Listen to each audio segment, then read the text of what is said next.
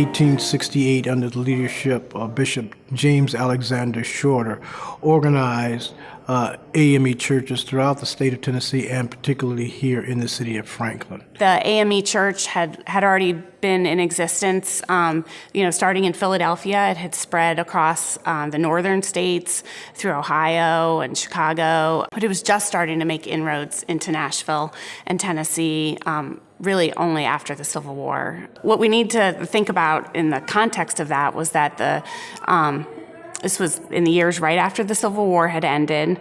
Most of the African Americans who were living in Williamson County had been enslaved. They would have been taken to worship with whoever enslaved them. Some of them may have gone to church at the Episcopal Church, where I go, which is how I actually first got interested in researching Shorter's history. And I was researching our history and started finding references to enslaved people being baptized at St. Paul's Episcopal Church and a funeral being conducted by one of our priests. And I wanted to know more about who these people were and where they went when the Civil War ended. I think that's something that a lot of people don't realize, that most of the population at that time were African American here in Williamson County. Shorter Chapel was formed was organized in 1868, just 3 years after the end of the Civil War. And then by April of 1872, just about 4 years later, those early parishioners had saved up $1,500, which was a lot of money, and they bought the building that had belonged to the White Methodist Church. And it was where today's brownstones are in downtown Franklin. It's on the corner of 2nd Avenue and Church Street. And it was a very big, very impressive building. It was like 2.5 stories tall, but it had been heavily damaged during the Civil War. And so it was like a fixer-upper when they bought it. Newspaper articles talk about how they very quickly had an organ and a choir. So they were very organized. Shorter Chapel fits into the history of Franklin being the first African Methodist Episcopal Church. And it has played a major role in the black community in Franklin. In my study of Williamson County history, and particularly the African Americans' contribution to that history, and when you look at the membership of those members of Shorter Chapel, it's very easy to determine they were leaders in the black community in Franklin. It seemed to be the church where your doctors came from. We had Dr. Johnson, Dr. Hudson. It's where your teachers came from. A long time ago, this is a professional church, We had doctors and we had nurses and we had teachers, and they were not snooty, if that's a good word. They were just Christian people, and they just helped anybody who needed help. So, Shorter, I think, has a very good reputation. And what makes us different from other churches in this area is that we are known as the Church of Social Justice, the Church of Protest, or when it was formed 100 years ago, the Abolition Church. Our denomination was formed in large measure for protection as well as for protest. For protection in the sense that it gave an opportunity for people of like mind to have support, but also for protest that those who did not acknowledge our humanity have to reckon with our humanity, and together we make that witness. We know that in July of 1868, there was a series of lynchings right here in Franklin. And then in August of 1868, Shorter Chapel was formed. So that's sort of the backdrop against which these early parishioners decide to organize their own church. And I always think about it as like they were really creating a sanctuary. We think of a sanctuary as being a church building, but they were really creating their own sanctuary by coming together and trying to create safety, a place of peace and a place where they could worship together. The church stayed at that location and in that building from the 1870s until 1925. And in December of 1924, they negotiated to swap the old church building for an empty lot on Natchez Street. Lots and lots of sort of oral history exists to the fact that the building was torn down brick by brick and carried over here to Folk Street and Natchez Street and rebuilt. The story is that they tore the church down and they had like a parade and people carried the bricks by hand. They had them in wheelbarrows and in carts. It's a beautiful story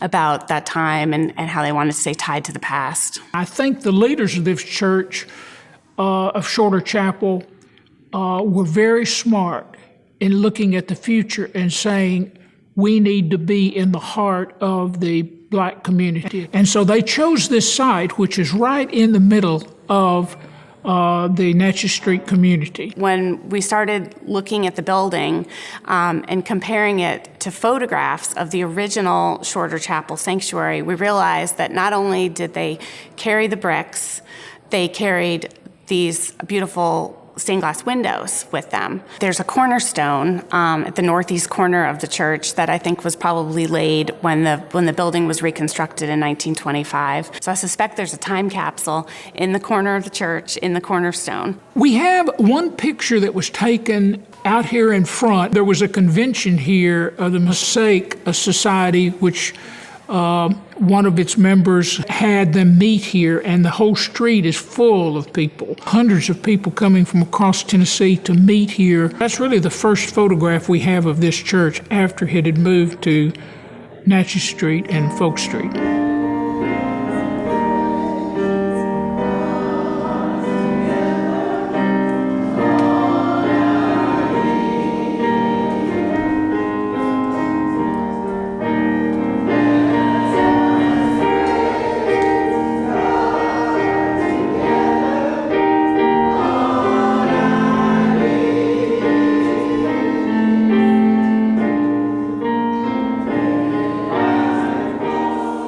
Shorter Chapel is important in the history of the church because it represents a part of our legacy in terms of what we have stood for and as well as what we've evolved to be. What you see is a place today that represents over 7 generations. These children and grandchildren, but for me, I have to go back to my great-grandfather to be in the generation represented at the founding of Shorter. It says that following the Civil War, when people did not have to worship because they were not compelled by a master or by even by a community, people had a desire to worship God, be in community, and to be supportive of each other and of family. And so as that legacy continues, it makes Shorter an important part of who we are and who we are becoming. The church is relevant today because God has not gone anyplace. We are restoring our relationship to restoring our facility. And so we have a historic property that has great community value, and our bell tower, as well as other aspects of this facility need to maintenance and upgrading. And so to preserve this property for another 150 years, we are celebrating the accomplishments, not only of the past, but also looking towards the future to make certain that we are around for another 150 years. And now you're going to hear from Dr. Kenneth Hill, who is minister of the Shorter Chapel AME Church. The Green Book house was popularized by the movie, The Green Book. And yes, the property next door was owned by the Gaylord family. Again, Sister Thelma Battle and I think Laura Holder of MTSU, they have been writing about it. And so I've been learning more about the Gaylord family, which moved into that property about in the 1930s and 40s. They lived in that house. And in the 50s, Now, of course, that's when segregation was at its height, and the property, she rented out rooms in the house as a safe haven for blacks who were traveling from across the country, who would come through the South, and they needed a place to stay. Franklin, during that time of segregation, during the height of segregation, was a sundown town, and that meant that blacks should not be caught at night, and they would not be guaranteed their safety. And so, but the Green Book House was a safe house. I would call it, I would say it's equivalent to, like, during the era of slavery, we had the Underground Railroad, right? We had to travel to the north for freedom. Well, I would characterize the era of doing segregation and this Green Book House, which is the only Green Book House in the city of Franklin, as the part of the Overground Railroad. Okay, I like that. And so blacks needed a place to stay as they traveled further south. And so the Green Book, which was written by Victor Hugo, a librarian in New York, I think, published a book where it had all the safe haven sites, restaurants, black hotels, black bed and breakfasts like the Green Book House, and other places where it would be safe for African Americans to travel up and down the interstate. The Green Book location, this particular house was one of the entries in the Green Book, the tourist book. And so in 1971, she sold the property